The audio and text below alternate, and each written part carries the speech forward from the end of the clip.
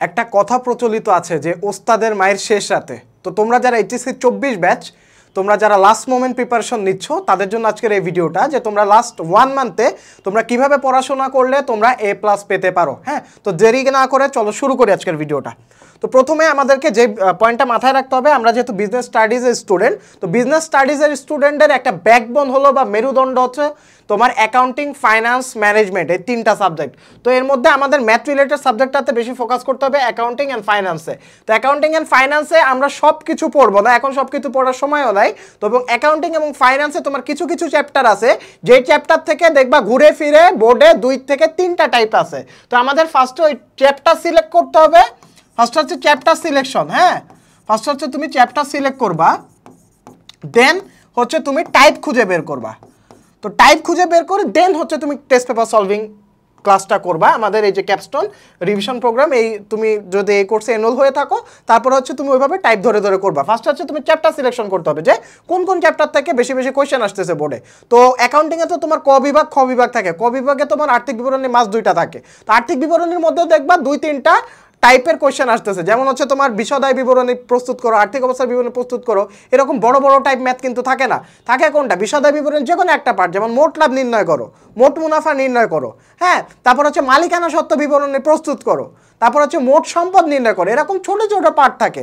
তো এরকম ছোট ছোট পার্টগুলো কোন কোন পার্টগুলো বেশি আসে, ওই পার্টগুলোর উপর বেশি ফোকাস দাও, বেশি বেশি করে প্র্যাকটিস করো। তাহলে কিন্তু তোমার তাড়াতাড়ি এই জিনিসটা তোমার সলভ করা সম্ভব এবং তাড়াতাড়ি এই রিভিশন প্রোগ্রামটা তোমার শেষ করা সম্ভব। হ্যাঁ, তারপর আসে স্ট্যাটিস্টিক্স। অনেকের ফোবিয়ার নাম, ইভেন আমারও ফোবিয়ার নাম ছিল, কিন্তু স্ট্যাটিস্টিক্স অ্যাকচুয়ালি খুবই ইজি।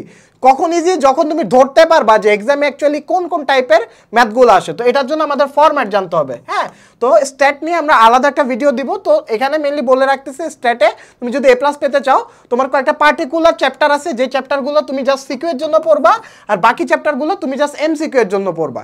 হ্যাঁ, তো এই সিকিউ এর জন্য যে চ্যাপ্টারগুলো পড়বা, ওগুলো খুঁজে খুঁজে বের করো। যেমন পরিঘাত, বঙ্কিমতা, সূচলতা অনেকে ভালো পারো, ওটা দাও। চ্যাপ্টার 3 অনেকে ভালো পারো, দাও। কেন্দ্রীয় প্রবণতা ভালো পারো, ওটা দাও। যেটা ভালো পারো ওইটাই দাও। তো এটাতে তোমার সময় কম খাবে।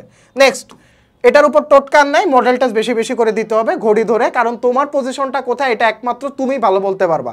হ্যাঁ, যে তোমার কোন জায়গায় প্রবলেম আছে, তোমার কোন জায়গায় এখনো উইকনেস আছে, এটা একমাত্র ভালো তুমি, সব থেকে তুমি বলতে পারবে। এবং এটা তুমি খুঁজে বের করবা কিভাবে? বেশি বেশি করে মডেল টেস্ট দিবা। তো মডেল টেস্টের রেজাল্টও বের হবে। অনেকে মডেল টেস্টের রেজাল্ট বের হয় কি, মানে বাংলাদেশি স্টুডেন্টের একটা কমন যেই ফিচার আছে, সেই ফিচার হচ্ছে রেজাল্টটাই ঠিক আছে, আমি 70 পাইছি, 70 ওকে ফাইন, খুব ভালো মার্ক পাইছি, 80 পাইছি ফাইন, ভালো মার্ক পাইছি, 90 পাইছি ফাইন, ভালো মার্ক পাইছি। কিন্তু বাংলাদেশি স্টুডেন্ট যেই কাজটা করে না, ম্যাক্সিমাম স্টুডেন্ট, হ্যাঁ 80%-এরও বেশি স্টুডেন্ট যে কাজটা করে না, সেটা হচ্ছে এই যে আমার 20টা মার্ক কাটা গেল, হ্যাঁ এই যে আমার এখানে 10টা মার্ক কাটা গেল, এই মার যে কাটা গেছে, এটা কোথায় কাটা গেছে এটা আমরা কিন্তু দেখি না। কাটা দেয় সুন্দর মতো রেখে দিই, হ্যাঁ শোপিসে সাজায় রেখে দিই, বাহ খুব ভালো মার্ক আসছে। MCQ তো তোমার কোন কোন জায়গাটা কাটা গেছে, কারণ এটা কিন্তু তোমার উইকনেস রয়ে গেছে। হ্যাঁ, যে জায়গায় তোমার 20 মার্ক কাটা যাচ্ছে, যে জায়গায় তোমার 10 মার্ক কাটা যাচ্ছে, ওটা তোমার বোর্ড এক্সামেও কাটা যাবে, কারণ ওই জায়গাটা তুমি দুর্বল। হ্যাঁ, যে জায়গাটা তুমি দুর্বল, ওটা যদি তুমি স্ট্রং না করো, স্ট্রং না করার জন্য কোনো ইনিশিয়েটিভ না নাও, এই জায়গাটা তোমার ফিক্সড কিভাবে হবে?